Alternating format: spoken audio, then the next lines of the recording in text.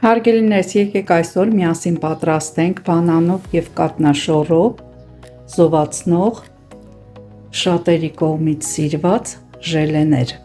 Երկու գույնի այս անգամ կպատրաստեմ, մեկը կակաոյով կհամեմեմ, իսկ մյուսը կլինի սպիտակ դասական։ Մեր ժելեի հիմնական բաղադրիչները կլինեն կաթնաշոռը, բանանը,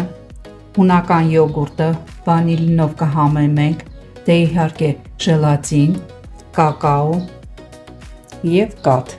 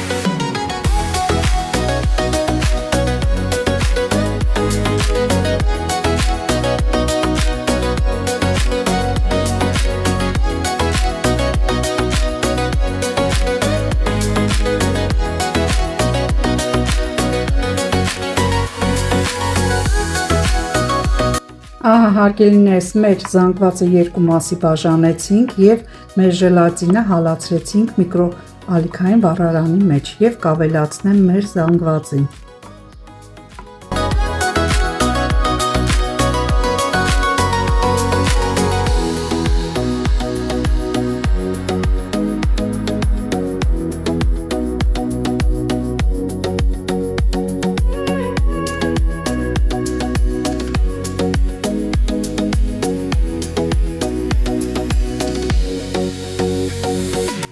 Ահա հարգելիներս, շոկոլադե զանգվածի համար էլ առանձին ժելատին թրջեցի և արդեն մեր ժելեները կգնան սառնարան սառելու։ Հարգելիներս, իմ ժելեները արդեն պատրաստ են, ասեմ, որ ամեն մեկի համար նախապես առանձին ժելատին եմ ջրով թրջել և ավելացրել տվյալ զանգվածին և հավելեմ, որ ես ընթացքում շաքարավազ ավելացրեցի, քանի որ զգացի քաղցրությունը մի փոքր պակասել, թեպետ ցանկանում էի առանց շաքարավազի պատրաստել, բայց ընթացքում ես ավելացրել եմ շաքարավազը նաև։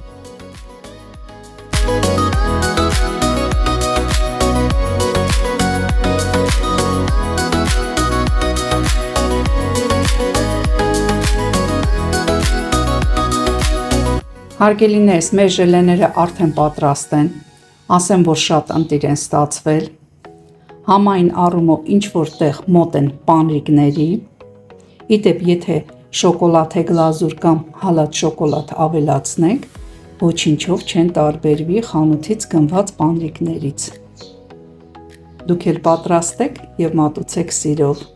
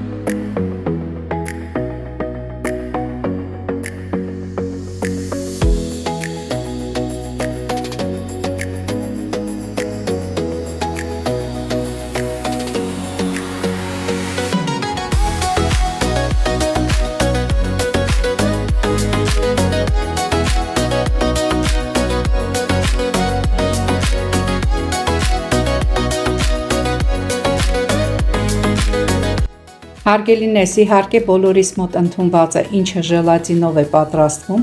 անվանում ենք ժելե։ Սա նաև կարելի է անվանել բանանով կաթնաշորային մուս կամ էլ բանանով կաթնաշորային ժելե։ Անվանեք այնպես, ինչպես դուք կցանկանաք։